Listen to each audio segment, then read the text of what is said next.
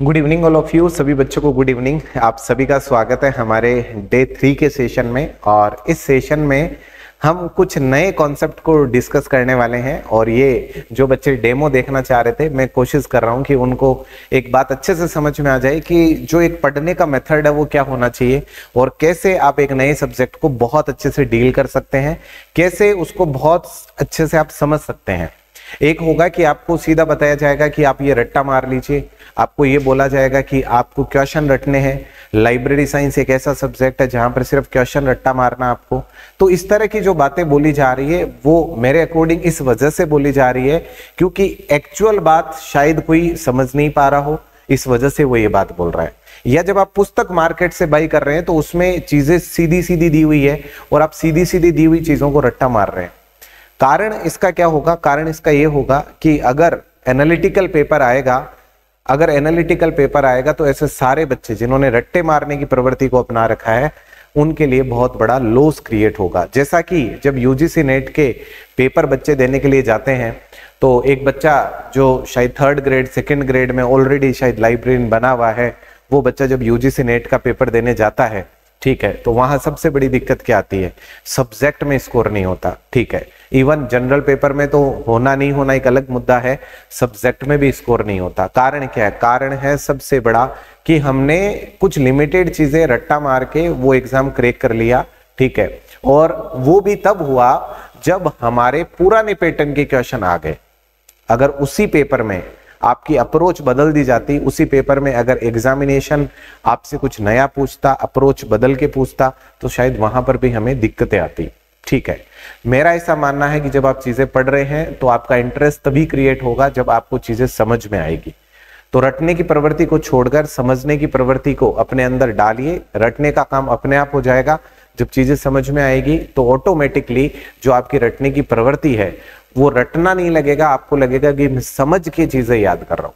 ठीक है, हम इसी प्रोसेस को आगे बढ़ाते हैं। डे 1 में हमने क्या पढ़ा था तो मैं आपको याद करवाना चाहूंगा। डे 1 में हमने सबसे पहले नोटेशन की बात की थी। इसके बाद हमारा जो डे 2 था, डे 2 में हमने क्या किया? तो डे 2 में हमने नोटेशन के ठीक बाद में हमने डिस्कस किया था modes of formation of subject. Modes of formation of subject. ठीक है, और इन क्लासेस को अगर आपने नहीं देखा है तो पहले मैं यही कहूंगा कि आप इन क्लासेस को देखिए ताकि आपको एक बेसिक बिहेवियर जो है वो समझ में आए। ठीक है, बेसिक बिहेवियर जब तक समझ में नहीं आता तब तक हम चीजों को बिल्ड नहीं कर सकते। ठीक है, इसलिए पहले आप ये 2 क्लासेस देखें और अगर आपने ये 2 क्लासेस देखी तो आपको बड़े अच्छे से ये बात समझ में आ जाएगी कि एक टीचिंग के जो लेवल्स है वो किस तरह के हैं, वो आपको ऑटोमेटिकली समझ में आ जाएगा। ठीक है, हम आगे बढ़ाते हैं और डे 3 की बात करते हैं। और डे 3 में हम क्या बात करने वाले हैं? हमारा जो चैप्टर चल रहा है उसका नाम है क्लासिफिकेशन और हम इस क्लासिफिकेशन की जर्नी को ही कंटिन्यू करने वाले हैं। ठीक है, अब आप ये सोच सकते हैं कि शायद ऐसा हो सकता है कि क्लासिफिकेशन सर का बहुत अच्छा हो, इस वजह से इस चैप्टर का विकल्प चुना है। तो ऐसा सोचने के लिए बिल्कुल ठीक रहेगा, लेकिन अगर आप कोई भी चैप्टर ऐसा डिमांड करते हैं कि सर ये वाला चैप्टर आप मुझे पढ़ाइए, तो आप कमेंट करके वो चैप्टर डाल सकते हैं कि ये वाली जो चीज है सर उसका एक क्लास में देना है आपको। ठीक है, तो वो भी आप मेंशन कर सकते हैं। वो आपको जो लगता है कि वो बहुत डिफिकल्ट होगा, और मुझे लगता है हर वो चीज जो आपको डिफिकल्ट लग रही है एक टीचर लेवल पर जब वो सोचता है तो मुझे लगता है वो बहुत आसान है, क्योंकि आपके जो बिहेवियर्स है उनको मुझे पता है कि कहां से आपको चीज समझ में आएगी। तो आप ऐसा कोई भी चैप्टर है नहीं लाइब्रेरी साइंस में जो डिफिकल्ट है, जिसको लेकर आप किसी भी तरह का भय उत्पन्न हो आपके अंदर कि भाई ये कैसे होगा, क्यों होगा, ऐसा ही क्यों होगा। ये सारी चीजें मैं आपको क्लियर करूंगा। डे 3 के सेशन को स्टार्ट करते हैं और आज के सेशन में हम क्या डिस्कस करने वाले हैं तो मैं आपको बता देता हूं कि जब हम लाइब्रेरी साइंस के क्लासिफिकेशन की बात करते हैं तो इस क्लासिफिकेशन में सबसे पहला जो बिंदु आता है इस लाइब्रेरी साइंस में, सबसे पहला बिंदु देखिए, इस लाइब्रेरी साइंस में सबसे पहला जो बिंदु आता है, किसी भी चीज की बात करते हैं। ठीक है, किसी भी चीज की जब हम बात करते हैं, और लाइब्रेरी साइंस में भी हम बात किसकी कर रहे हैं? हम बात कर रहे हैं क्लासिफिकेशन की। किसकी बात कर रहे हैं? हम क्लासिफिकेशन की बात कर रहे हैं। तो हम किसी भी चीज के बारे में जब पढ़ते हैं तो हम कहीं ना कहीं एक बिंदु है जिसकी हम चर्चा कर ही लेते हैं, और उस बिंदु का नाम होता है उस सब्जेक्ट से जुड़े हुए सिद्धांत। ठीक है, इसका मतलब कहीं ना कहीं किसी भी तरह की चर्चा चल रही हो, हम एक बिंदु को बीच में रख देते हैं और जिसे हम क्या कह देते हैं, सिद्धांत कह देते हैं। और सिद्धांत का मतलब लो हो सकता है, सिद्धांत का मतलब जो है वो मॉड्यूल हो सकता है, इसका अर्थ जो है वो आपके लिए नियम, रूल हो सकता है। ठीक है, तो आपने कहा कि सर जब भी हम किसी चीज को पढ़ते हैं तो प्राइमरी लेवल पर सबसे पहले हम उसके क्या पढ़ रहे होते हैं, लॉज पढ़ रहे होते हैं। क्या पढ़ रहे होते हैं, लॉज पढ़ रहे होते हैं। ठीक है, और हमारे पास जो लाइब्रेरी साइंस है, इसकी अगर मैं बात करूं तो हमारे पास जो लॉज है उसको लेकर मैं आपके साथ एक कनेक्टिविटी फॉर्मेट में चीजों को डिस्कस करना चाहूंगा। लॉ जो है उनको हम प्रिंसिपल बोल सकते हैं, उनको क्या बोल सकते हैं, प्रिंसिपल बोल सकते हैं। ठीक है, अच्छा, लॉ जो है उनको क्या बोल सकते हैं, उनको हम कैनन बोल सकते हैं। क्या बोल सकते हैं, कैनन बोल सकते हैं। जो लॉ है उनको हम क्या बोल सकते हैं, पोस्टुलेट्स बोल सकते हैं। क्या बोल सकते हैं, पोस्टुलेट्स बोल सकते हैं। अच्छा, जो लॉ है उनको हम फैसेट सीक्वेंस बोल सकते हैं। ठीक है, कि फैसेट सीक्वेंस के लिए भी लॉ हो सकते हैं। तो हमने कह दिया भाई, सबसे पहली अगर बेसिक बात को डिस्कस किया जाए, जिसे हम लॉ कह रहे हैं, ये principle, canon, postulate, facet sequence, इतने सारे शब्द जो है आप एक पर्टिकुलर नियम के लिए, सिद्धांत के लिए यूज कर रहे हैं। अब पहला बिंदु आता है कि सर ये जो सारे शब्द यहां लिखे गए हैं, इनका वास्तविक अर्थ क्या है, और क्या सारे शब्द एक जगह पर यूज किए जा सकते हैं, क्या सभी का एक ही अर्थ है, तो ऐसा बिल्कुल नहीं है।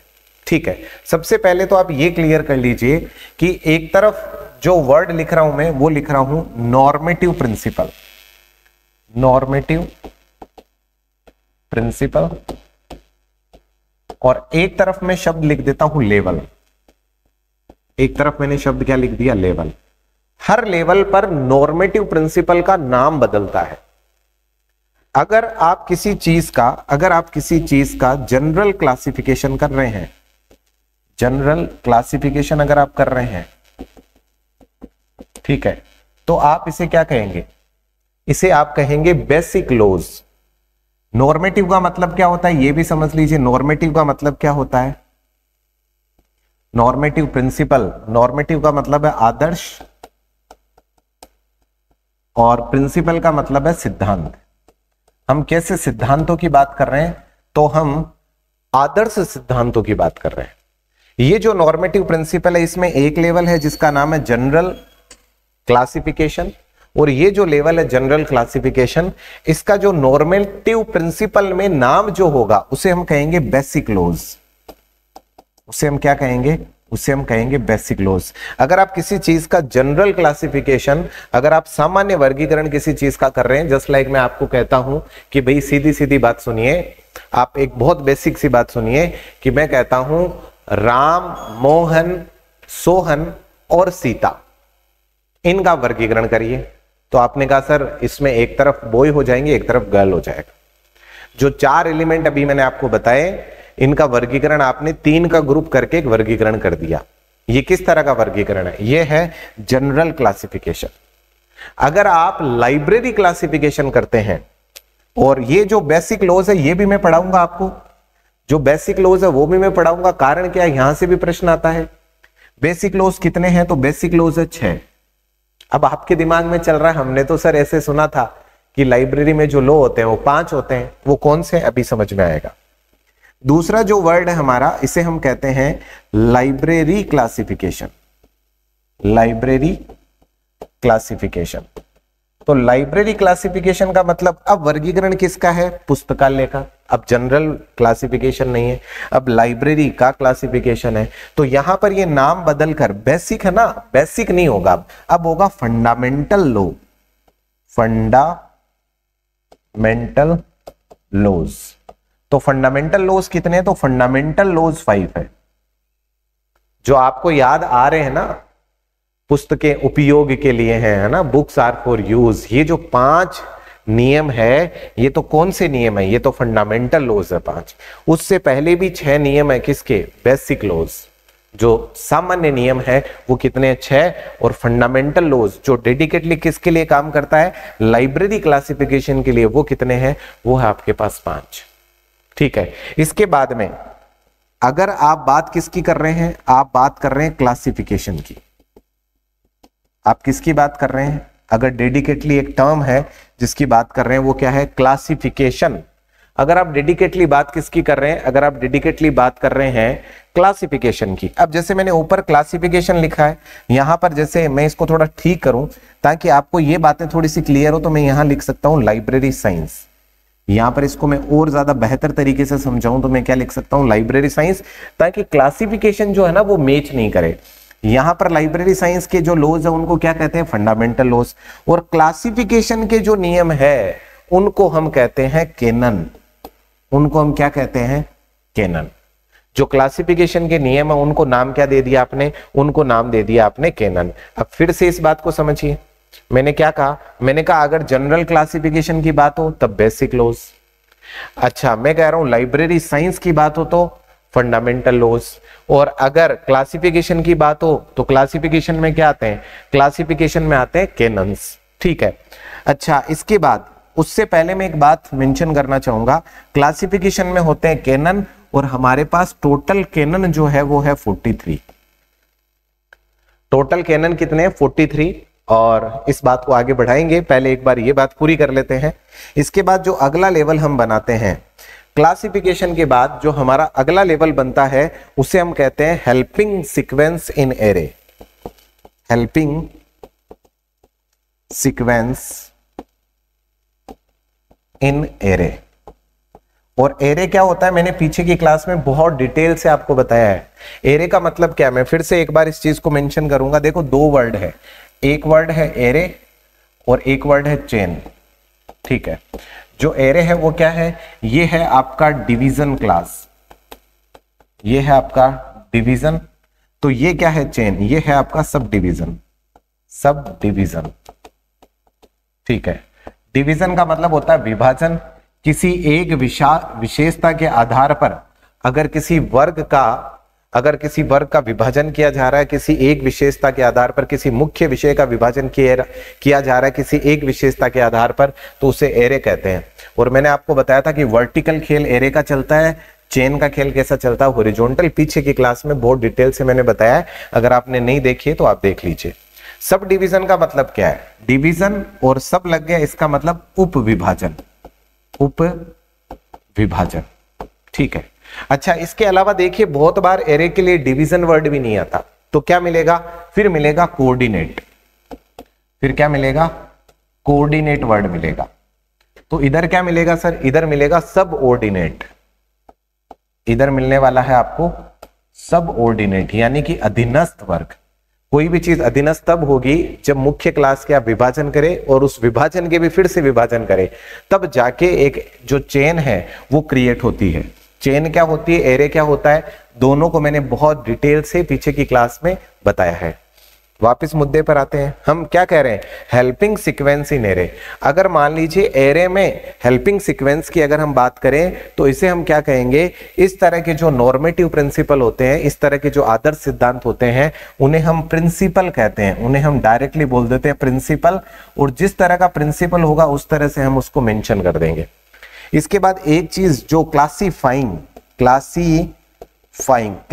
का मतलब जब आप क्लासीफाई कर रहे हैं, जब आप वर्गीकरण कर रहे होंगे, उस प्रोसेस के समय जो आपके लिए नियम बनाए जाएंगे उसको हम क्या कहेंगे, उस नॉर्मेटिव प्रिंसिपल को हम कहते हैं पोस्टुलेट्स। उसको हम क्या कहते हैं, पोस्टुलेट। पोस्टुलेट्स का मतलब अभिधारणाएं। अब कोई भी बंदा काम करेगा तो उसको दिक्कत भी तो आएगी भाई।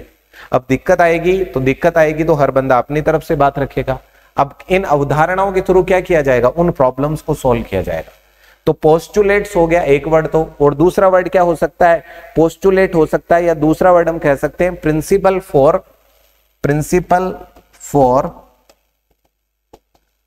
Facet sequence. अब ये फैसेट क्या होता है, ये भी मैंने पीछे की क्लास में आपको बताया। पक्ष क्या है, अगर आप किसी भी मुख्य क्लास के टुकड़े करते हैं तो क्या मिलता है आपको, पक्ष मिलता है। ये भी मैं पीछे की क्लास में आपको बता चुका हूं फैसेट क्या है। तो हम कहते हैं कि सर अगर आप नॉर्मेटिव प्रिंसिपल की, अब आप सोच रहे होंगे कि सर नॉर्मेटिव प्रिंसिपल कहां लिखा है। आपका जो सिलेबस है यूनिट नंबर 3 का, उसमें लिखा हुआ है नॉर्मेटिव प्रिंसिपल ऑफ क्लासिफिकेशन। आप देखिए एक बार के लिए, अब जो सिलेबस में ये वर्ड लिखा है नॉर्मेटिव प्रिंसिपल, इसमें सबसे पहले जनरल क्लासिफिकेशन, इसके बाद क्या है लाइब्रेरी क्लासिफिकेशन, इसके बाद क्या है, इसके बाद है कैनन, इसके बाद क्या है, इसके बाद है हेल्पिंग सीक्वेंस, इसके बाद क्या है, इसके बाद है क्लासिफाइंग काम। ठीक है, अब ये जो पूरा खेल चल रहा है, इसमें अगर मैं इस एलिमेंट की बात करूं, अब आप कहेंगे कि सर आप पहले यहां से शुरू करिए ना, बेसिक लॉज से। मैंने आपको एक दिन डे 1 की क्लास में मैंने एक बात बताई थी कि सीक्वेंस क्या दिया गया है वो अलग मुद्दा है, हमें कहां से शुरू करना चाहिए ताकि हमें ज्यादा बेहतर समझ में आए, वो मेरे लिए सबसे इंपॉर्टेंट है, समझाने की गारंटी मेरी है।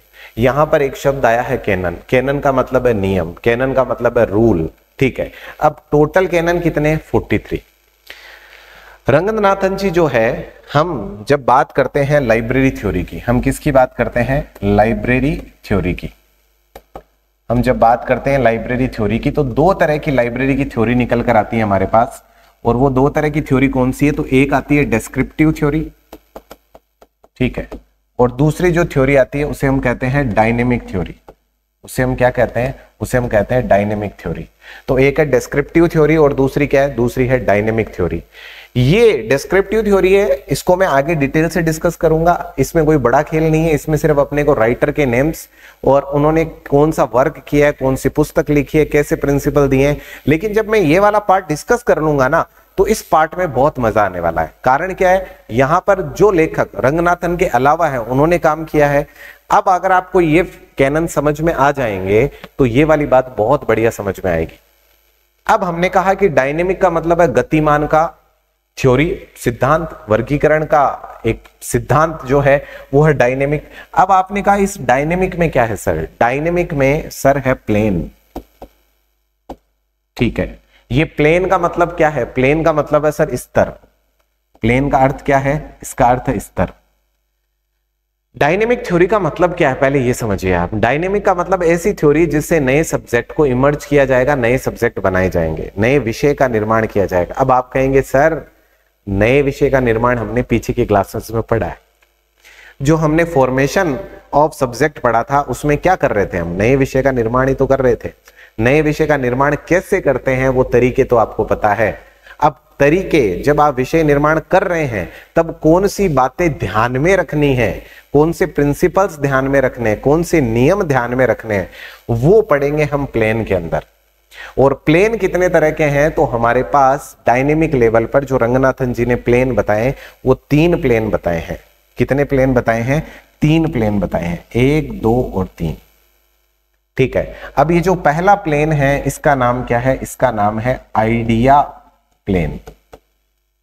ठीक है, इसे आप हिंदी में क्या कह देते हैं, तो मैं इस प्लेन वाले पार्ट को आगे लेके चलता हूं ताकि मैं इसको बहुत अच्छे से आपके साथ कंसल्ट करूं। ठीक है, तो यहां पर देखिए ये मैंने लिख दिया है सबसे पहले प्लेन, और प्लेन कितने तरह के हैं, तो मैं कह रहा हूं कि 3 तरह के हैं। सबसे पहला जो है उसे हम कहते हैं आइडिया प्लेन। ठीक है, आइडिया प्लेन। ठीक है, इसके बाद जो दूसरा है उसे हम क्या कहते हैं, दूसरा है जिसे हम कहते हैं वर्बल प्लेन, वर्बल प्लेन। ठीक है, और तीसरा क्या है, तीसरा हमारे पास आता है वर्बल के बाद में नोटेशनल प्लेन, नोटेशनल प्लेन। ठीक है, तो हमारे पास 3 स्तर है। अब एक प्रश्न उठता है कि सर आखिरकार हम ये क्यों पढ़ रहे हैं, प्लेन क्यों पढ़ा जा रहा है। देखो, आप में से कोई होगा या मेरे में से कोई होगा, मेरे जैसा कोई होगा बंदा जो आके आज लाइब्रेरी में घुसा है और उसको कहा गया है कि भाई तुझे क्लासिफिकेशन करना है। अब उसने विचार करना शुरू किया, भाई मैं कैसे क्लासिफिकेशन करूं, मुझे कुछ पता तो चले, कहां से शुरू करना है, कौन सी प्रोसेस फॉलो करनी है, मुझे पता तो चले। तो रंगनाथन जी ने कहा भाई मैं आपको बता रहा हूं, 3 स्तर बना रहा हूं मैं क्लासिफिकेशन के। आपको क्लासिफिकेशन करने के लिए सबसे पहले आइडिया प्लान यानी कि वैचारिक स्तर पर सोचना है। ये कौन सा स्तर है, ये है वैचारिक स्तर। दूसरा कौन सा है, दूसरा वर्बल प्लेन। वर्बल प्लेन क्या होता है, इसे हम कहते हैं शाब्दिक स्तर, शाब्दिक स्तर। ठीक है, तीसरा कौन सा, तीसरा है नोटेशनल प्लेन। नोटेशनल प्लेन क्या होता है, अंकन स्तर। उन्होंने कहा भाई जब भी आप वर्गीकरण करेंगे तो वर्गीकरण करते समय आपको क्या बातें ध्यान में रखनी है, उनके लिए 3 स्तर बनाए। अब जो 3 स्तर बनाए उनमें क्या है, सबसे पहले आइडिया प्लान। आइडिया प्लान क्या है? आइडिया प्लान कहता है कि भैया सबसे पहले आप आइडिया यानी कि सबसे पहले आप चीजें सोचिए, और सोचने का मतलब क्या है कि आप पहले एनालिसिस करिए। किसका एनालिसिस? सबसे पहले आप क्लासेस का, वर्गों का एनालिसिस करिए। तो सबसे पहला ये जो स्तर है वैचारिक स्तर, हम इसमें क्या करते हैं, हम इसमें करते हैं एनालिसिस ऑफ क्लास। ठीक है, क्या करते हैं हम इसमें? एनालिसिस ऑफ क्लास, और साथ में क्या, और साथ में फैसेट पता करते हैं। ठीक है, एनालिसिस और उसके जो पक्ष है उनको पता करते हैं। ठीक है, और ये जो पक्ष पता करने का खेल है, इसे हम जब लाइब्रेरी साइंस में हम आगे बढ़ रहे होंगे तो ये पता करने का, पक्ष पता करने का जो खेल है, इसको हम एक नाम देंगे जिसे हम कहेंगे PMEST। अब आप सोच रहे होंगे ये PMEST क्या है, तो अभी आपको नहीं सोचना। आप ये बात समझ लीजिए कि भाई अगर मैं लाइब्रेरी में गया और मुझे किसी ने कहा कि सर क्लासिफिकेशन करो, तो मैं कहां से चालू करूंगा? मैं सबसे पहले वर्ग का एनालिसिस करूंगा कि कौन सी चीज को मुझे डिवाइड कैसे करना है। ठीक है, जैसे मान लीजिए क्लास में बच्चे हैं, तो आप सबसे पहले ये निर्धारण करोगे कि जो वर्ग है उसका डिवीजन किस विशेषता के आधार पर करना है। तो आपने कहा सर मुझे जेंडर के आधार पर जो है वर्ग का विभाजन करना है। तो ये क्या चुनी आपने? जेंडर, विशेषता चुनी।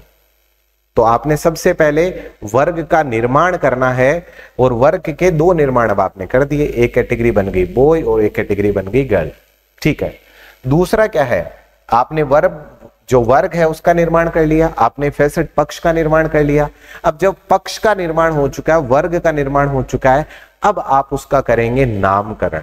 ठीक है, नामकरण करने का मतलब क्या है? अब आप ये प्रोसेस फॉलो करेंगे, नेमिंग ऑफ ए क्लास और फैसेट। जो आपका पक्ष है और जो आपकी क्लास है, अब आप उसका क्या करेंगे? नामकरण करेंगे। इट मींस मेन क्लास जो रखेंगे आप, उसका नाम क्या होगा? कोई भी पक्ष होगा तो वो किसी मेन क्लास का पार्ट होगा, तो मेन क्लास का नाम क्या होगा? नाम करने से संबंधित सारी डिस्कशन जो है वो किस में होगी? शाब्दिक स्तर पर। अगर मैं लाइब्रेरी में जाऊंगा तो सबसे पहले मैं क्या करूंगा? सबसे पहला काम ये करूंगा, क्लासेस को एनालिसिस करूंगा, उसके पक्षों को एनालिसिस करूंगा। ये कैसे हो रहा है मैं प्रैक्टिकली बताऊंगा अभी। ठीक है, आप बिल्कुल चिंता मत करिए, सारी चीजें प्रैक्टिकली करने वाले हैं अपन। ठीक है, उसके बाद है नोटेशनल प्लान। नोटेशनल प्लान में क्या होता है? अंकन स्तर। अंकन स्तर में क्या करते हैं? ये जो आपने ऊपर क्लासेस बनाए हैं ना, जिनका नामकरण किया है, उनको शॉर्ट में लिखना। तो मैं कहूंगा क्लास रिप्रेजेंट बाय सिंबल, और आप ऐसे भी कह सकते हैं शॉर्ट नेम। जो क्लासेस है उनके क्या लिखना? शॉर्ट नेम लिखना। जैसे मेरी पीछे की क्लासेस में, क्लास नंबर 2 में मैंने आपको याद करवाया था मैथमेटिक्स। अगर मैथमेटिक्स आता तो आप क्या लिखते हो? बी लिखते हो, तो उसे ही तो हम अंकन कहते हैं, उसे ही तो हम नोटेशनल कहते हैं। हाँ, आपने क्या किया वहां पर? अंकन ही तो किया है। तो हमने कहा कि भाई जो प्लेन है, जो स्तर है, वो टोटल कितने? 3 है। आइडिया प्लेन, वर्बल प्लेन और नोटेशनल प्लेन। ठीक है, अगर यही चीज, अगर आप प्लेन की जगह यही चीज क्या पढ़ रहे होते, अगर इसी चीज को आप कैनन के आधार पर पढ़ रहे होते, किसके आधार पर? कैनन। कैनन क्या होता है? अब याद होगा, मैं पीछे बता के आया हूं आपको कैनन क्या होता है। अगर आप किसी चीज को क्लासिफिकेशन लेवल पर अगर कोई लेवल यूज कर रहे हो तो उसे हम कैनन कहते हैं। जो हमारे नॉर्मेटिव प्रिंसिपल होते हैं, यानी कि 2 आदर्श सिद्धांत होते हैं, जब उनका यूज आप वर्गीकरण में करते हैं, किस में करते हैं? वर्गीकरण में। तो वर्गीकरण में हम उनको कैनन बोल देते हैं, उपसूत्र बोल देते हैं। कैनन का मतलब क्या है? कैनन का मतलब है रूल, कैनन का मतलब है नियम। ठीक है, लेकिन हम जब वर्गीकरण में इस कैनन जब रूल शब्द का यूज वर्गीकरण में कर रहे होते हैं, तो रंगनाथन जी ने उसके लिए एक शब्द यूज कर लिया, उसका नाम रखा उन्होंने कैनन। तो कैनन जो है, अगर यही चीज कैनन लेवल पर ट्रीट की जाए तो कैनन में क्या फर्क पड़ेगा? देखना, कैनन का मतलब क्या, फिर बताओ। कैनन का मतलब है रूल। इसका मतलब ये जो स्तर है इनमें क्या दिए जाएंगे, रूल, कि भाई तुम्हें बताया जाएगा ये रूल ध्यान रखना है जब भी तुम क्या करो, क्लास का एनालिसिस करो। ये रूल ध्यान रखना है जब भी तुम किसी क्लास का नाम रखो ना, तब तुम्हें ये रूल ध्यान रखना है। तुम्हें बताया गया कि जब भी तुम किसी क्लास का अंकन कर रहे हो तो अंकन करते समय ये बातें ध्यान में रखनी है। इसका मतलब अब सभी जो स्तर है उन पर क्या दे दिए गए हैं, कैनन्स दे दिए गए हैं। इसका मतलब आपको बता दिए गए हैं कि इन नियमों का आपको ध्यान रखना है जब भी आप अंकन कर रहे हो। बात समझ में आ गई। अब हम थोड़ा सा आगे बढ़ाते हैं और अब हम इस शब्द की बात करते हैं जो हमने आगे लिखा है, यानी कि हम बात करते हैं कैनन की। जब मैं कैनन की बात करता हूं तो अभी अभी आपने मेरे साथ समझा है कि कैनन का मतलब है सर रूल, कैनन का मतलब है सर मॉड्यूल। ठीक है, कैनन का मतलब सर क्या है, कैनन का मतलब है सर रूल, मॉड्यूल या फिर लॉ। ठीक है, अच्छा अगर आप हिंदी में बात करें तो इसका मीनिंग होता है उपसूत्र। ये उपसूत्र का मतलब क्या है, उपसूत्र का मतलब है नियम। इस उपसूत्र का मतलब क्या है, सिद्धांत। ठीक है, इस उपसूत्र का मतलब क्या है, सिद्धांत। अब जो कैनन दिए गए हैं वो टोटल कैनन कितने दिए गए हैं, थोड़ी देर पहले ही आपको पीछे एक बात बताई गई थी कि कैनन टोटल कितने दिए गए हैं। तो ये देखिए आपको बताया गया है कि कैनन टोटल दिए गए हैं 43। कितने कैनन्स दिए गए हैं, 43 कैनन्स दिए गए। अब ये जो 43 कैनन्स दिए गए हैं, मैं इसी बात को आगे लेके चलूं तो 43 कैनन्स कैसे डिवाइड किए गए हैं। एस आर रंगनाथन ने 43 कैनन्स दिए अपनी प्रोलोगमिना टू लाइब्रेरी का जो 3rd एडिशन था उसमें। अब आप कहेंगे सर फर्स्ट सेकंड एडिशन तो आपने लिखवाया नहीं, थ्योरेटिकल बातें बहुत आराम से समझ जाओगे आप। काम की जो चीज है ना वो है प्रैक्टिकल एस्पेक्ट। जब आप इसको समझ जाओगे तो चीजें बहुत अच्छे से लिंक होना शुरू हो जाएगा। ठीक है, अब आपने कहा कि कैनन, और कैनन में भी सबसे पहले ये मुद्दा आता है कि टोटल कैनन जो है वो है 43 कैनन्स। अब ये 43 कैनन्स को 4 पार्ट में डिवाइड कर दिया गया। सबसे पहला जो कैनन है वो कौन सा है, canon for idea plan. Canon for idea plan. ठीक है, उसके बाद दूसरा जो कैनन है वो कौन सा है, तो लिखो भाई कैनन फॉर आइडिया प्लान के बाद क्या आ जाएगा, वर्बल प्लान। Verbal plan. ठीक है, उसके बाद कौन सा आएगा सर, उसके बाद आ जाएगा canon for notational plan. Notational plan. ठीक है, अब आप जब अंकन कर देंगे तो अब करेंगे उसका रख रखाव, पुस्तक का रख रखाव, यानी कि canon for book classification. Book classification. ठीक है, कैनन फॉर बुक क्लासिफिकेशन। ठीक है, ये आपका प्रोसेस रहेगा। तो इसका मतलब आपने क्या किया, आपने इन कैनन्स को 4 पार्ट में डिवाइड कर दिया। ठीक है, ये 1 पार्ट और ये 2 और ये 3 और ये 4। ठीक है, इसका नाम क्या रखा, आइडिया प्लेन। आइडिया प्लेन का मतलब क्या होता है, वैचारिक स्तर। कौन सा स्तर है ये, वैचारिक स्तर। तो आप इसे क्या बोल देते हैं, इसे बोल देते हैं आप वैचारिक स्तर का उपसूत्र के उपसूत्र। ठीक है, इसे क्या बोलेंगे, canon for verbal plane. Verbal plane का मतलब क्या होता है, शाब्दिक स्तर का उपसूत्र। शाब्दिक स्तर के उपसूत्र। इसे क्या बोलेंगे, इसे बोलेंगे अंकन स्तर के उपसूत्र। ठीक है, इसे क्या बोलेंगे, इसे बोलेंगे ग्रंथ वर्गीकरण। ग्रंथ वर्गीकरण के उपसूत्र। तो आपने टोटल 4 कैटेगरीज यहां बना दी है, canon for idea plan, verbal plan, notational plan और बुक क्लासिफिकेशन। टोटल कैनन कितने, 43। अब ये जो कैनन फॉर आइडिया प्लान है इसमें टोटल कैनन आते हैं 15। कितने आते हैं भाई, 15। ये जो वर्बल प्लेन है, शाब्दिक, शाब्दिक का मतलब वर्ड, इसका मतलब इसमें कितने आते हैं, इसमें आते हैं 4। कितने आते हैं, 4। ठीक है, अच्छा 15 और 4 कितने हो गए, 19। अब पहले 40 का आंकड़ा पूरा करिए। ठीक है, यानी कि इसमें कितने आते हैं, अंकन स्तर के जो कैनन्स है वो कितने होते हैं, वो होते हैं 21। ठीक है, तो 15 4 21। अब आप ऐड कर दीजिए, क्योंकि ये तो प्लेन वाली बात चल गई, ये 3 प्लेन थे तो तीनों प्लेन में 40 आ गए। अब एडिशनल कंडीशनिंग जो है वो डाल दीजिए यहां पर, यानी कि 3 जो कैनन है वो किससे संबंधित है, वो है आपके बुक क्लासिफिकेशन से। तो टोटल कैनन हमारे पास जो है वो है 15 + 4 19 + 21 40 प्लस 3 43। टोटल कैनन कितने हमारे पास में? टोटल कैनन है 43। सबसे पहली बात जो काम की है वो क्या है कि सबसे पहले तो हमें ये पता हो कि टोटल कैनन कितने हैं, 43 है। अब जो 43 कैनन्स है वो 43 कैनन कैसे डिवाइडेड है? तो 4 पार्ट में डिवाइडेड है। 4 पार्ट कौन कौन से? तो आइडिया प्लान है, वर्बल प्लान है, कैनन फॉर नोटेशनल प्लान है, कैनन फॉर बुक क्लासिफिकेशन है। ठीक है, अब बिंदु आता है कि ये 15 जो है ना सर, जैसे यहां से अगर हम इस बात को चालू करें कि ये 15 कौन से सर, ये बताओ। ये तो हमने पुस्तकों में पढ़ लिया, 15 होते हैं, 4 होते हैं, ठीक है, 21 होते हैं, 3 होते हैं, शायद ये भी कम पुस्तकों में पढ़ा होगा, फिर भी ये तो पढ़ लिया। हमें तो सर टीचर ने क्या किया, हमें तो टीचर ने ये 15 के 15 नाम लिखवा दिए और कहा बस इतना ही प्रश्न आएगा। ठीक है, आगे बढ़ते हैं। जब हम इस बारे में विचार करते हैं तो सबसे पहला मेरा डिस्कशन जो है वो लेके चलता हूं मैं कैनन ऑफ आइडिया प्लान। ठीक है, सबसे पहला डिस्कशन जो है वो लेके चलते हैं कैनन ऑफ कह सकते हैं या कैनन 4 कह सकते हैं, कैनन ऑफ कह सकते हैं या फिर क्या कह सकते हैं, कैनन 4 कह सकते हैं। किसके लिए? आइडिया प्लेन के लिए। अब आइडिया प्लेन जो है उसमें टोटल कैनन कितने हैं, फिर से याद करवाइए मुझे, टोटल कैनन कितने हैं?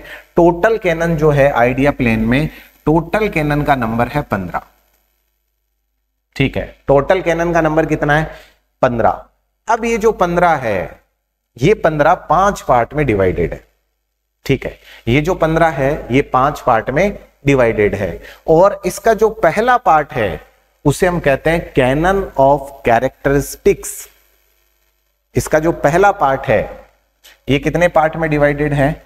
ये 5 पार्ट में डिवाइडेड है, और इसका जो पहला पार्ट है, ठीक है, मैं इसको ए मेंशन कर देता हूं इसके पहले पार्ट को, और इसका जो पहला पार्ट है इसे हम कहते हैं कैनन ऑफ कैरेक्टरिस्टिक्स। ये तो क्या है? ये तो है टाइटल, और इसके अंदर लिखे जाएंगे कैनन, कि कैनन ऑफ कैरेक्टरिस्टिक्स का एक ग्रुप करना है। और इस कैनन ऑफ कैरेक्टरिस्टिक्स में कितने हैं? इसमें है 4 कैनन। कितने हैं? 4 कैनन। सबसे पहला समझिए, सबसे पहले मैं कह रहा हूं कि भैया कैनन है टोटल 43, यानी कि सूत्र है पुस्तकालय वर्गीकरण के लिए, उपसूत्र कितने हैं? 43। 43 को कितने भागों में बांटा? 4। 4 में कौन कौन से में बांटा? तो आपने कह दिया आइडिया प्लेन हो गया सर, वर्बल प्लेन हो गया सर, नोटेशनल प्लेन हो गया सर, और क्या हो गया? और हो गया हमारे पास बुक क्लासिफिकेशन। अब इसके बाद मुद्दा क्या आ जाता है? इसके बाद मुद्दा आता है कि सर जो पहला टाइप है हमारा कैटेगरी 1 जो है, उसकी अगर बात करें तो उसमें क्या क्या है? उसमें कैरेक्टरिस्टिक्स, जिसमें कितने आ जाते हैं? 4 आ जाते हैं। कितने आ जाते हैं? 4। उसके बाद है हमारे पास दूसरा टाइप जो है उसे हम कहते हैं succession of characteristics. Succession of characteristics. Succession of characteristics का मतलब क्या होता है? सक्सेशन ऑफ कैरेक्टरिस्टिक्स का मतलब होता है, सक्सेशन ऑफ कैरेक्टरिस्टिक्स का मतलब होता है जब कोई भी चीज सक्सेस, कैरेक्टरिस्टिक्स का मतलब विशेषता, और विशेषता जब सफल हो जाए तो उसके बाद आता है character of successive characteristics. Canon तो बी पार्ट में बना देता हूं, कैनन ऑफ सक्सेसिव कैरेक्टरिस्टिक्स। ठीक है, अगला बिंदु कौन सा आ गया? अगला बिंदु आ गया कैनन फॉर सक्सेसिव कैरेक्टरिस्टिक्स। ठीक है, तो कैरेक्टरिस्टिक्स किससे जुड़ी हुई है? सक्सेशन से जुड़ी हुई है, सक्सेसिव से जुड़ी हुई है। तो इसमें कितने आएंगे? इसमें आएंगे हमारे पास टोटल 3 कैनन।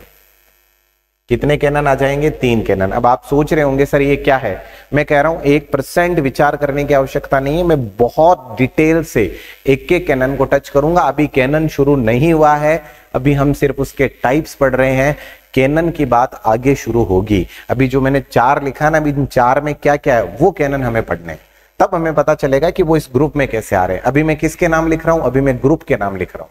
ठीक है, तो कैनन ऑफ सक्सेसिव कैरेक्टरिस्टिक्स। उसके बाद नेक्स्ट कौन सा आ गया? कैनन ऑफ सक्सेसिव कैरेक्टरिस्टिक्स के बाद हमारा बाद में आता है कैनन ऑफ एरे या canon for array. Canon for array.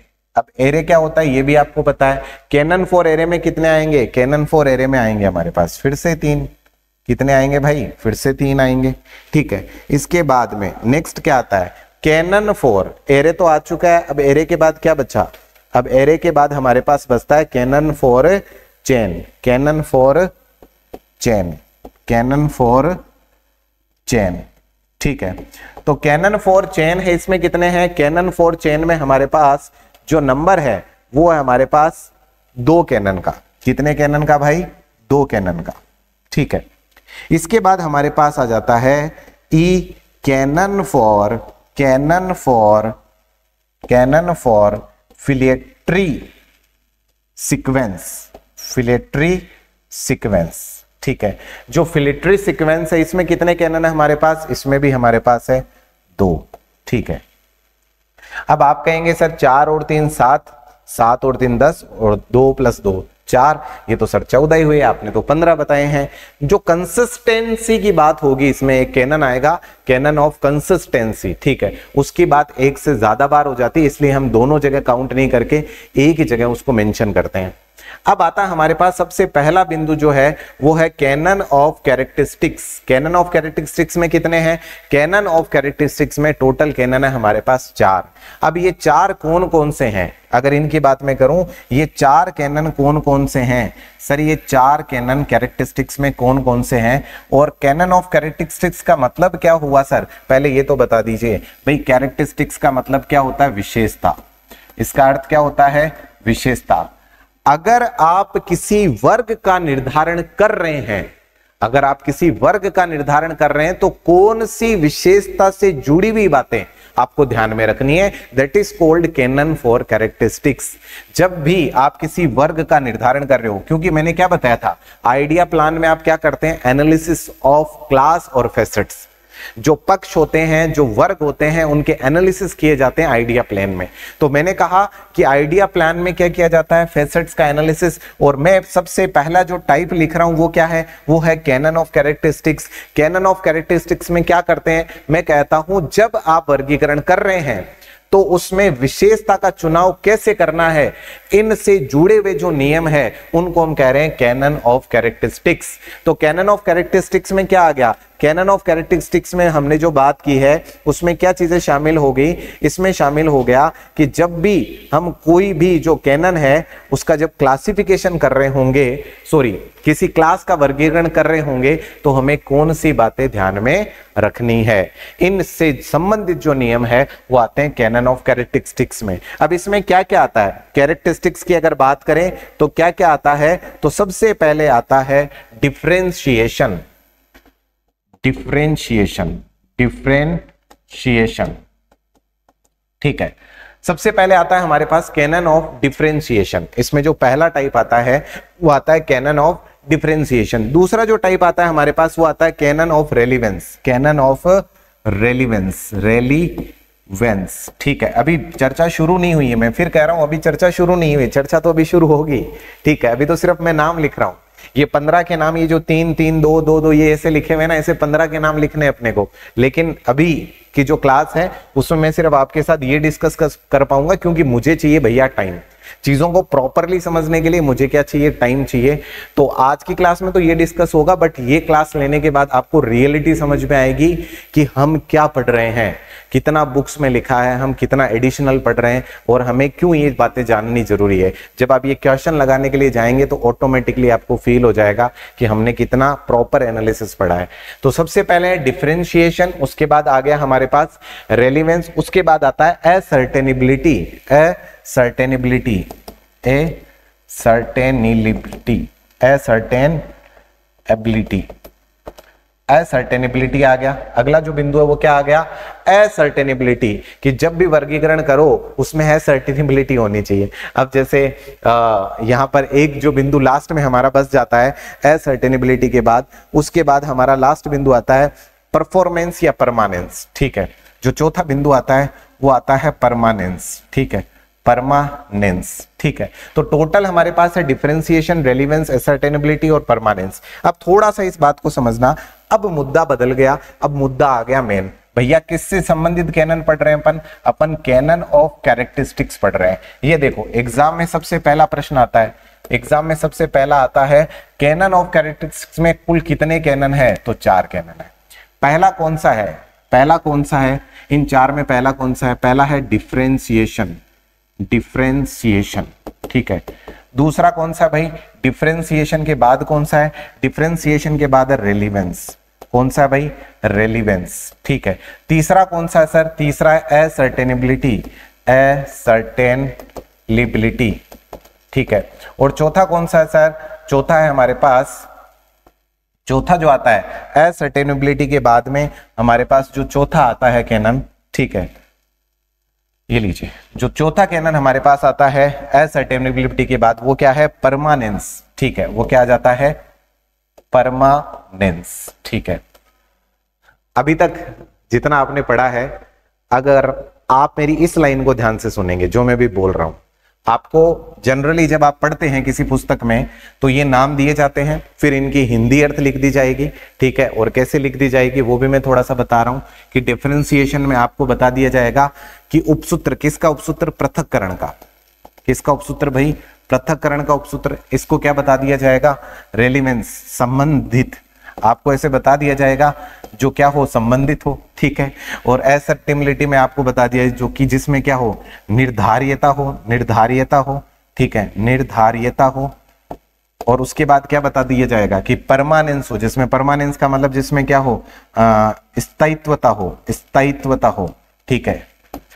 लेकिन मेरा ऐसा मानना है कि आपको इससे समझ में क्या आया, आपने तो हिंदी ट्रांसलेशन किया है, इससे क्या समझ में आया आपको। अगर कोई ये कहता आपसे कि भैया आप तो कैनन ऑफ डिफरेंशिएशन बताओ मुझे क्या है, आप क्या बताओगे, आप ऐसे बताओगे उसे कि पृथक्करण का उपसूत्र, ले भाई बता दिया मैंने, क्या ये डेफिनेशन होगी। आप ये बताइए इस कैनन का मीनिंग क्या है।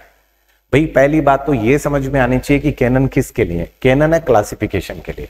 जब आप वर्गीकरण का पहला चरण उपयोग में ले रहे हैं तो पहले चरण में आप क्या करते हैं, पहले चरण में आप ये डिसाइड करते हैं कि वर्गों का और पक्षों का निर्माण कैसे होगा। और जब आप इस चरण का निर्माण कर रहे हैं, इसमें पहली कंडीशन आती है कि इन विशेषताओं का ध्यान रखा जाए। उसमें भी पहली विशेषता जो है वो है पृथक्करण। जब आप पृथक कर रहे हैं, जब आप पृथक कर रहे हैं तो पृथक करते समय एक कंडीशन क्या है, मिनिमम 2 क्लास तो बननी चाहिए, 2 क्लास तो मिनिमम चाहिए। कल मिलते हैं। 2 क्लास तो क्या चाहिए, मिनिमम चाहिए। जब भी आप किसी चीज का क्या कर रहे हैं, विभाजन कर रहे हैं, तो विभाजन करने के समय कम से कम 2 क्लास बननी चाहिए। अब आप कहेंगे कि सर मान लीजिए मैंने ऐसा कहा, मान लीजिए मैंने कहा कि एक सर राम है, उसका विभाजन करिए। पहली बात तो ये वर्ग नहीं है, मेन क्लास नहीं है, ठीक है। तो जब भी आप विभाजन करोगे, विभाजन करने के पश्चात क्या बनना चाहिए, मेन क्लासेस वर्ग बनना चाहिए, एक फैसेटेड रेंग्ड फैसेट का निर्माण होना चाहिए। इस बात को ऐसे समझिए।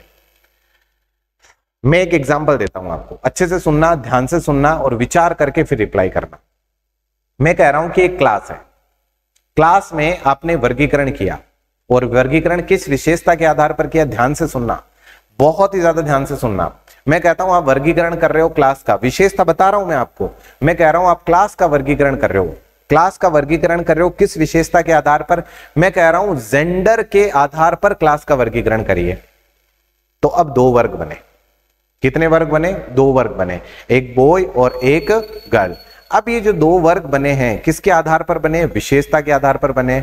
आपने जो क्वालिटी यूज किए, इसमें जो क्वालिटी यूज किए, जो विशेषता यूज किए, जो कैरेक्टरिस्टिक्स यूज किए, बाबूजी अभी नहीं पिएंगे, जो कैरेक्टरिस्टिक्स यूज किए हमने, जो विशेषता यूज की है, ठीक है, वो क्या किया, वो किया है मैंने कि भैया जो जेंडर है ना उसको कैरेक्टरिस्टिक्स का टाइप रखा जाए, जो विशेषता है उसका चुनाव आपने क्या कर लिया, कैरेक्टरिस्टिक्स, सॉरी जेंडर। जेंडर आपने यहां पर चुना कि एक पूरा क्लास यूनिवर्स है, इस क्लास यूनिवर्स को आपको क्या करना है, इसका पृथक्करण करना है। पृथक्करण में आपने क्वालिटी चुन ली, क्या क्वालिटी चुनी, जेंडर चुन लिया आपने, ठीक है। अब जेंडर चुनने पर 2 कैटेगरी बन गई इसकी, एक बन गया मेल और एक बन गया फीमेल, ठीक है।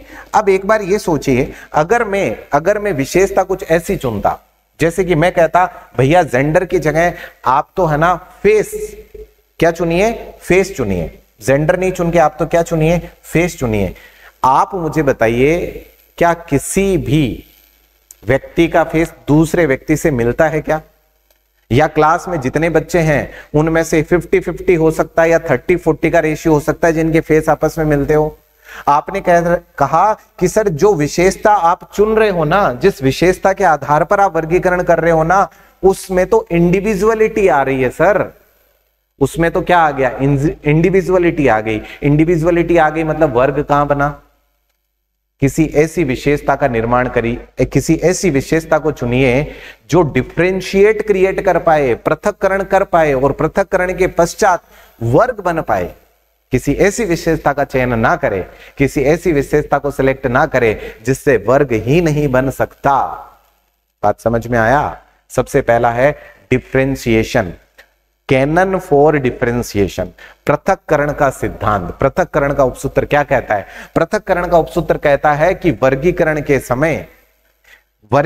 के समय जिन विशेषताओं का हम चयन कर रहे हैं, क्योंकि ये चारों बातें विशेषता से जुड़ी हुई है, तो जिन विशेषताओं का हम चयन कर रहे हैं वो ऐसी विशेषता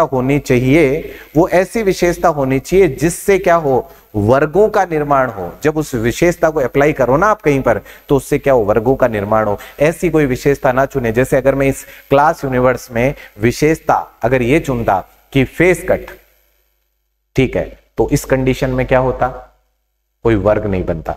मैं फिंगर प्रिंट जो है उसके आधार पर मान लो वर्गीकरण करता, तो क्या कोई क्लास बनती क्या? फिंगरप्रिंट तो सबके अलग अलग है।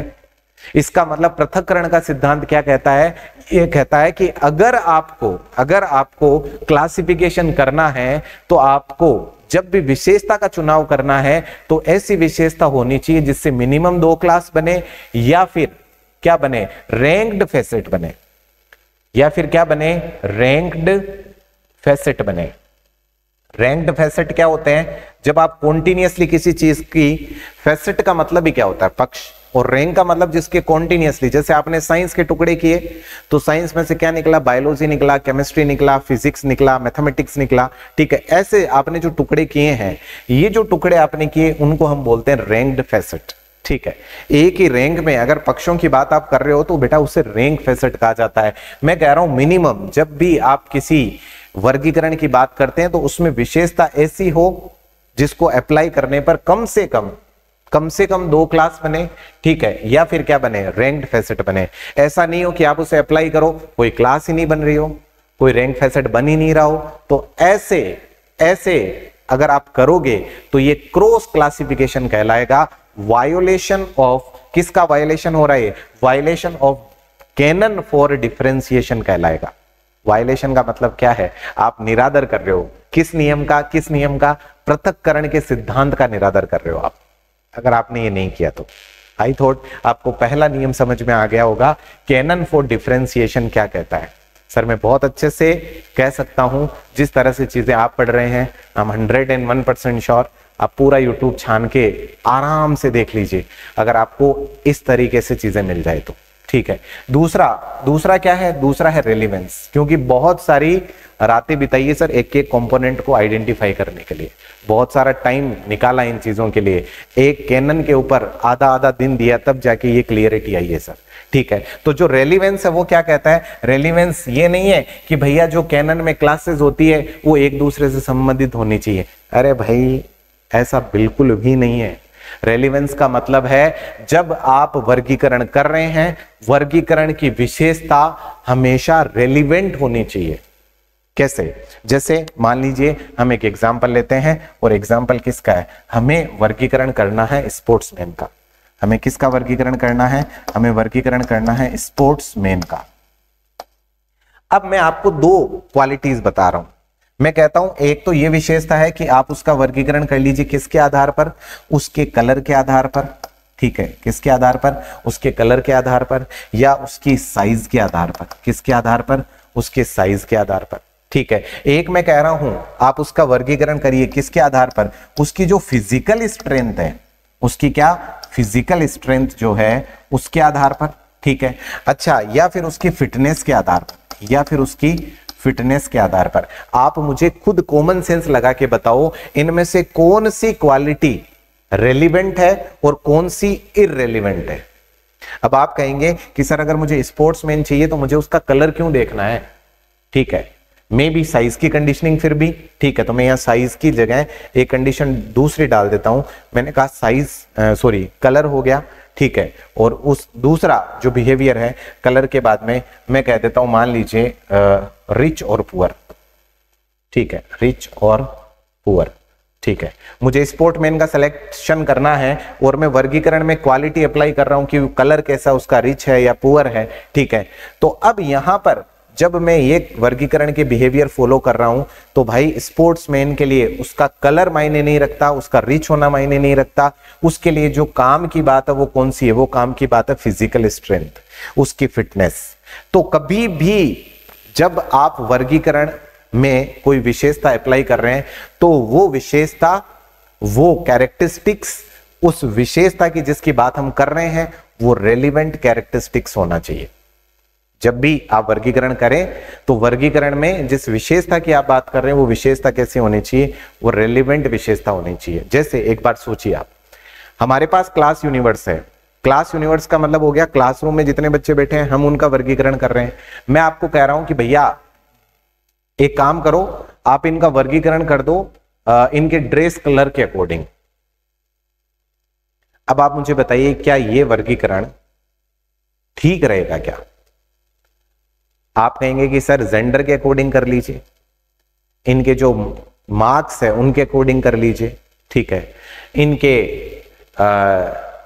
जो डिसिप्लिन है उसके अकॉर्डिंग कर लीजिए, ठीक है, ये फिर भी क्या होंगे? वैलिड क्लासिफिकेशन के कैरेक्टरिस्टिक्स, विशेषताएं होगी। लेकिन क्या हम ऐसी विशेषता का चुनाव कर सकते हैं कि सर आप इनके वर्गीकरण करिए इनके बैग के आधार पर? क्या इनके वर्गीकरण करिए जो स्टूडेंट है उनकी ड्रेसेस के आधार पर, उनके ड्रेसेस कलर के आधार पर? क्या ये वर्गीकरण का सही तरीका होगा क्या? तो आप कहेंगे बिल्कुल नहीं होगा सर। तो दूसरा नियम कैनन फॉर रेलेवेंस क्या कहता है? कैनन फॉर रेलेवेंस कहता है कि अगर आप वर्गीकरण कर रहे हैं तो वर्गीकरण करते समय याद रखें जो विशेषता, जो आप विशेषता प्रयोग में लेंगे वर्गीकरण करने के लिए, जिस विशेषता का आप प्रयोग कर रहे हैं वो क्लासिफिकेशन से रेलिवेंट होनी चाहिए, वो उससे संबंधित होनी चाहिए। किसी भी इररेलेवेंट क्लास, किसी भी इररेलेवेंट कैरेक्टरिस्टिक्स को, विशेषता को आपको उस पर अप्लाई नहीं करना है। शायद आपको दूसरा बिंदु समझ में आ गया होगा कि रेलिवेंस क्या है। इसके बाद में तीसरा जो बिंदु है हमारे पास वो आता है असर्टेनेबिलिटी। क्या आ जाता है भाई? असर्टेनेबिलिटी। इसका मतलब क्या है? इसका मतलब है निर्धार्यता। क्या आ जाता है? निर्धार्यता। निर्धार्यता का मतलब जब आप वर्गीकरण कर रहे हैं, पहले इस एग्जाम्पल को सुनिएगा, जब आप वर्गीकरण कर रहे हैं तो वर्गीकरण करते समय आपको क्या देखना है? उसमें निर्धार्यता देखना है, असर्टेनेबिलिटी देखना है। निर्धार्यता का मतलब क्या है? यहां पर आप जब वर्गीकरण करेंगे तो उसमें निर्धार्यता, असर्टेनेबिलिटी का मतलब होगा निश्चितता। निर्धार्यता या फिर क्या होनी चाहिए? उसमें निश्चितता होनी चाहिए। निश्चितता का मतलब क्या है? यहां पर जब कोई भी चीज आप देखेंगे, जैसे वर्गीकरण, मान लीजिए मुझे ऑथर का वर्गीकरण करना है। किसका वर्गीकरण करना है? ऑथर का। ठीक है, अब जो ऑथर का मैं वर्गीकरण कर रहा हूं, ये एग्जाम्पल लिख रहा हूं मैं, ठीक है, ऑथर का वर्गीकरण करना है। अब ऑथर का जब आपको वर्गीकरण करना है तो ऑथर के वर्गीकरण के लिए किस विशेषता का चुनाव किया जाए? मैं कहता हूं, ये देखिए, मैं दो विशेषता का चुनाव करता हूं। एक तो मैं इसकी डेट ऑफ बर्थ लेता हूं DOB, और एक मैं इसकी डेथ लेता हूं।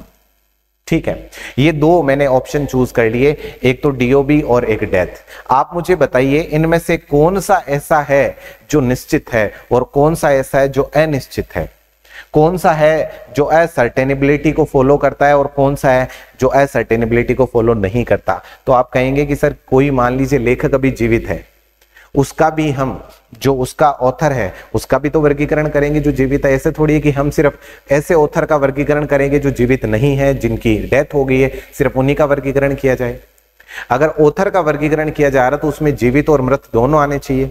इसका मतलब क्या समझ में आया? यहां पर स्थायित्व किसमें? स्थायित्व है DOB में। जो डेट ऑफ बर्थ है उसमें उसमें निश्चितता है। उसमें क्या है? निश्चितता है, उसमें असर्टेनेबिलिटी है। लेकिन किस में असर्टेनेबिलिटी नहीं है? आज मान लीजिए आपने किसी ऑथर का, आज मान लीजिए आप किसी ऑथर जो अभी जीवित है, क्या आप उसका डेथ के आधार पर, इस विशेषता के आधार पर क्या आप उसका वर्गीकरण कर सकते हैं क्या? नहीं कर सकते। डेथ क्या है? असर्टेनेबल, अनसर्टेनेबल है, ठीक है। डेथ जो है वो नॉन असर्टेनेबिलिटी को फॉलो करता है। इसका मतलब इस डेथ वाली क्वालिटी में, इस डेथ वाली कैरेक्टरिस्टिक्स में, विशेषता में ये रूल फॉलो नहीं होता। इसका मतलब ये क्रॉस क्लासिफिकेशन कहलाएगा। तो हम कहते हैं अगर आप वर्गीकरण कर रहे हो तो उसमें विशेषता कैसी होनी चाहिए? विशेषता होनी चाहिए जिसमें निश्चितता हो। ऐसी विशेषता का चुनाव करना आपको, ठीक है। ऐसी विशेषता का चुनाव करिए जिसमें क्या हो? जिसमें निश्चितता हो। इसके बाद आता है हमारे पास नेक्स्ट परमानेंस। परमानेंस का मतलब क्या है? जब भी आप वर्गीकरण कर रहे हैं, जब भी आप वर्गीकरण कर रहे हैं तो उसमें ऐसी विशेषता का चुनाव करिए जिसमें स्थायित्वता हो, ठीक है। इतनी लाइन बोलने से काम नहीं चलता सर। जब तक आपको टॉपिक जो है ना वो तब समझ में आता है जब आपके सामने एग्जाम्पल्स होते हैं। यहां पर एग्जाम्पल क्या होगा? मैं कहता हूं कि एक ऑथर है, ठीक है। स्थायित्व का मतलब क्या है? एक पुस्तकालय है और पुस्तकालय में आप देखिए कि मुझे जो वर्गीकरण करना है क्या है? एक लाइब्रेरी है और लाइब्रेरी में क्या होगी? बुक्स होगी। जो बुक्स है मुझे उनका वर्गीकरण करना है। बुक्स का क्या करना है? वर्गीकरण करना है। किसके आधार पर करूं? क्या मुझे बुक की साइज के आधार पर वर्गीकरण कर लेना चाहिए? क्या मुझे उसके पब्लिशर के आधार पर वर्गीकरण कर लेना चाहिए? क्या मुझे उसके कलर के आधार पर वर्गीकरण कर लेना चाहिए? अगर मैं साइज की बात करूं, आप कहोगे कि सर साइज के आधार पर कर लो। आज किसी ऑथर का आज पहला एडिशन है तो उसकी साइज क्या है? A4 है। मुझे कल को दिल कर रहा है मेरा, मैंने कहा नहीं मुझे तो छोटी पुस्तक निकालनी है। सेकेंड एडिशन में मैंने उसकी साइज को क्या कर दिया? बदल दिया। आज किसी ऑथर ने किसी प्रिंटर से, जैसे मान लीजिए मैं अभी डीडवाना में रह रहा हूं और मेरा दिल कर रहा है कि मैं डीडवाना की प्रिंटिंग प्रेस से अपनी पुस्तक को पब्लिश करवाऊं, तो अभी मेरे लिए पब्लिशर जो है वो डीडवाना का कोई प्रिंटिंग प्रेस है। और देन मैंने डिसाइड किया, मैंने कहा नहीं जी मैं तो जयपुर में रहूंगा। अब मैं जयपुर की किसी प्रिंटिंग प्रेस से क्या करवा रहा हूं? बुक पब्लिश करवा रहा हूं। तो क्या बदल गया? पब्लिशर। जैसे ही सेकंड एडिशन आया पब्लिशर बदल गया। आप में से बहुत सारे बच्चे जो पहले लाइब्रेरी साइंस पढ़ चुके हैं उन्होंने रट्टे मारे हैं। डीडीसी में पहला एडिशन इसने किया, दूसरा इसने, तीसरा इसने, है ना। तो इसका मतलब पब्लिशर भी क्या हो रहे हैं? बदल सकते हैं। तीसरा आपने कहा कलर। आज मान लीजिए मेरा फर्स्ट एडिशन है, उसमें मैंने रेड कलर जो है उससे जो बुक है उसका फ्रंट पेज है रेड कलर रखा है। अगली बार हो सकता है मैं कलर चेंज कर दूं। इसका मतलब ये तीनों की तीनों क्वालिटी है, उनमें स्थायित्व नहीं है। अगर आप बुक्स का वर्गीकरण उसके ऑथर के आधार पर करें, किसके आधार पर? उसके ऑथर के आधार पर, लेखक के आधार पर। लेखक नहीं बदलेगा सर। प्रिंटिंग प्रेस बदल सकती है, बुक की साइज बदल सकती है, कलर बदल सकता है, पब्लिकेशन करने वाला बदल सकता है, लेकिन क्या नहीं बदलेगा? अगर किसी एक राइटर के एडिशंस आ रहे हैं तो राइटर नहीं बदलेगा। इसका मतलब जो भी हम वर्गीकरण करते समय जो विशेषता ध्यान रख रहे हैं उस विशेषता में क्या होना चाहिए? उस विशेषता में स्थायित्वता होनी चाहिए। उसमें क्या होना चाहिए? उसमें परमानेंस होनी चाहिए। तो जिस भी वर्गीकरण की पद्धति में जब हम किसी चीज का वर्गीकरण कर रहे हैं तो वर्गीकरण करते समय हमें इस सिद्धांत को भी ध्यान रखना है। और ये कौन सा है? ये है कैनन फॉर परमानेंस या कैनन ऑफ परमानेंस, ठीक है। इसे हम क्या कह देते हैं? इसे हम कह देते हैं स्थायित्व का उपसूत्र। तो यहां पर मैंने सबसे पहले कैनन ऑफ क्लास कैरेक्टरिस्टिक्स का मतलब है विशेषता के उपसूत्र। और विशेषता के उपसूत्र कितने हैं? विशेषता के उपसूत्र है 4। और ये जो 4 उपसूत्र है कौन कौन से हैं? ये है डिफरेंशिएशन, दूसरा कौन सा? रेलिवेंस, तीसरा कौन सा? असर्टेनेबिलिटी, और चौथा कौन सा है? परमानेंस। आपने अब तक जितनी भी क्लासेस देखी होगी आपको यही समझाया गया होगा कि भैया सीधी बात है, कैनन ऑफ कैरेक्टरिस्टिक्स का क्वेश्चन आता है और वो ऐसे आता है कि इनमें से कौन सा नहीं है। अरे सर, अगर एनालिटिकल आ गया, आपसे ये पूछ लिया गया कि स्पोर्ट्समैन में कलर के आधार पर अगर हम वर्गीकरण कर रहे हैं तो ये किस नियम का वायलेशन है, ये किस सिद्धांत का वायलेशन है, कहां बता पाओगे आप? अगर आपसे ये पूछा जाएगा भैया स्पोर्ट्समैन का वर्गीकरण जो है हम कलर के आधार पर कर रहे हैं, ठीक है, उसके रिचनेस के आधार पर कर रहे हैं, तो आपने कहा इसका मतलब क्या होगा? ये वर्गीकरण संबंधित नहीं है, संबंधित नहीं है। इसका मतलब किसका वायलेशन हो रहा है? कैनन ऑफ रेलिवेंस का वायलेशन हो रहा है। अगर मान लीजिए मैं कह रहा हूं कि साहब एक क्लास का वर्गीकरण करना है फिंगरप्रिंट के आधार पर, विशेषता का आधार जो है वो है फिंगरप्रिंट, ये बताइए किसका वायलेशन है। आपने अगर ये चीजें समझी है ना सर, तो आप बता पाओगे कि अगर मैं फिंगरप्रिंट के आधार पर अगर वर्गीकरण करूंगा तो उसमें वर्गीकरण से क्लास तो बनेगी ही नहीं, क्योंकि वो तो सबका क्या है, इंडिविजुअल, सबका यूनिक है। अगर यूनिक है इसका मतलब क्या होगी, क्लास नहीं बनेगी। क्लास के लिए, वर्ग के लिए एक से ज्यादा एंटिटी चाहिए, एक से ज्यादा एलिमेंट चाहिए, तब जाके क्लास बनती है। तो आपने कहा इसका मतलब ये violation of canon of differentiation है, ये पृथक्करण के सिद्धांत का, पृथक्करण के उपसूत्र का उल्लंघन है। अगर मैं हिंदी में आपसे ये पूछता तो मैं हिंदी में इस प्रश्न को कैसे पूछता, मैं कहता अगर आप किसी लेखक का वर्गीकरण उसके डेथ की विशेषता यानी उसके मृत्यु की विशेषता के आधार पर कर रहे हैं, तो ये किस उपसूत्र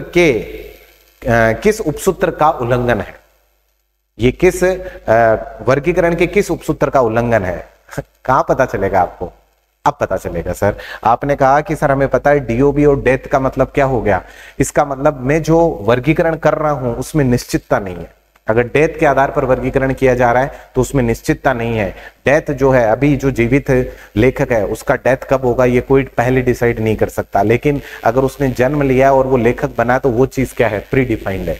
ठीक है, तो आपने कहा कि ये असर्टेनेबिलिटी या निश्चितता का जो उपसूत्र है उसका क्या है, ये उल्लंघन है।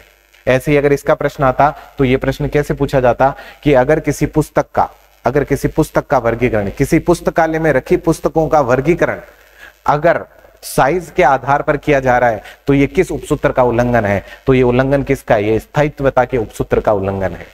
आई थॉट आपको इस क्लास में अभी जितनी बातें मैंने बताई है वो बहुत अच्छे से सिस्टमेटिकली आपको समझ में आ गई है। ठीक है, इसके बाद में हमारा जो नेक्स्ट बिंदु आता है कैनन ऑफ सक्सेसिव कैरेक्टरिस्टिक्स, और इसमें हमारे 3 कैनन्स है। ठीक है, अभी के लिए मुझे लगता है इतना बहुत है। ठीक है, क्योंकि मुझे आज किसी प्रोग्राम में जाना है, और इस क्लास के बाद आपको थोड़ी सी आइडिया लग गया होगा कि हमारे जो पढ़ने के सिस्टम होंगे वो थोड़े से अलग होंगे, थोड़े डिस्क्रिप्टिव होंगे। और डे 1 से मैं एक बात आपको बोल रहा हूं कि अगर कोई आपको ये कह रहा है कि 15 दिन 20 दिन में ये सिलेबस पूरा हो जाएगा, तो मुझे ऐसा पर्सनली नहीं लगता। मुझे लगता है कि जब आप किसी चीज के लिए पढ़ रहे हैं, और जिस कंपटीशन में हमारे पास सिर्फ 300 पोस्ट है, और 300 पोस्ट में से अगर नॉन टीएसपी की बात करूं 252 पोस्ट है, 252 पोस्ट में, इस 252 पोस्ट में पहुंचने के लिए आप इतने समझदार है कि हर दूसरा बंदा जो है ना वो लाइब्रेरी साइंस की जो डिप्लोमा डिग्री लेके बैठा है और वो प्रिपरेशन कर रहा है।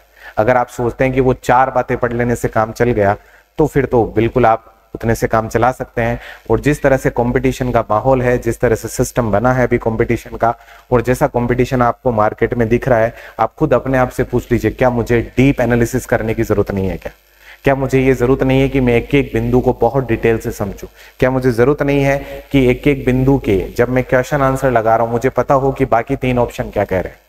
अगर आप रट्टा मारने के बिहेवियर में बिलीव करते हैं तो सीधी बात है, कोई भी एक पुस्तक ले लीजिए, शायद किसी से पढ़ने की भी आवश्यकता नहीं है, एक पुस्तक लीजिए, उसमें क्वेश्चन लगा दीजिए। जैसा हमेशा आप सुनते आए हैं कि क्वेश्चन लगाना होता है लाइब्रेरी साइंस में, तो आप भी क्वेश्चन लगाइए, कोई दिक्कत वाली बात नहीं है। बट अगर आप समझ के करेंगे, समय लगना स्वाभाविक है सर, समय मुझे लगेगा कम से कम 60 से 80 घंटे की मेरी जो क्लासेस है वो होगी। लेकिन जब होगी तो उसके बाद में जो जो चीजें अभी चल रही है उनसे आपको आइडिया लग रहा है कि जो सिस्टम है वो कैसा होगा। और अगर आप मेरे साथ पढ़ना चाह रहे हैं, अगर आपको इंटरेस्ट आ रहा है, तो आप बहुत फ्रेंकली, ठीक है, आप मुझे ज्वाइन कर सकते हैं सक्सेस आइकन एप्लीकेशन पे। ठीक है, तो आगे के लिए अगर कोई भी आपको ऐसा लगता है कोई ऐसा चैप्टर है सर वो पढ़ाओ एक बार के लिए आप मुझे, तो एक विश में पूरी कर सकता हूं आपकी ऑन यूट्यूब। आप कोई भी चैप्टर डिसाइड कर सकते हैं, उस चैप्टर को मैं डील कर सकता हूं। चैप्टर इन द सेंस एक टॉपिक होना चाहिए जो आपको लगता है कि शायद 2 लाइन की बात है, मुझे लगता है कि उस पे शायद 2-2.5 घंटे का लेक्चर होगा। आपको लगता था कि बस इसमें मुझे तो इतना ही पढ़ना है, कैनन ऑफ कैरेक्टरिस्टिक्स, बस 4 होते हैं, काम खत्म। लेकिन अब आपको समझ में आया होगा कि भैया टाइम लगता है। तो जो भी आप टॉपिक सेलेक्ट करेंगे ना, मैं उसको डिटेल से आपके साथ डिस्कस कर लूंगा। आप अपना कमेंट बॉक्स में टॉपिक लिख सकते हैं, जो भी एक कॉमन टॉपिक होगा उसको हम जो है डील कर लेंगे क्लास में। और आगे क्लासेस के लिए आप सक्सेस आइकन एप्लीकेशन पे मेरे साथ कनेक्ट हो सकते हैं, पढ़ सकते हैं। और जो बच्चे ऑफलाइन ज्वाइन करना चाहते हैं, मैं उनको बता देना चाहूँगा, अगर आप ऑफलाइन ज्वाइन करना चाहते हैं तो क्लासेस होगी विनर्स चॉइस क्लासेस। ठीक है, और ये जो विनर्स चॉइस क्लासेस है ये कहाँ पर है, तो ये भी मैं बताना चाहूंगा, विनर्स चॉइस जो क्लासेस है ये है आपके डीडवाना में, ठीक है, ये है आपके डीडवाना में।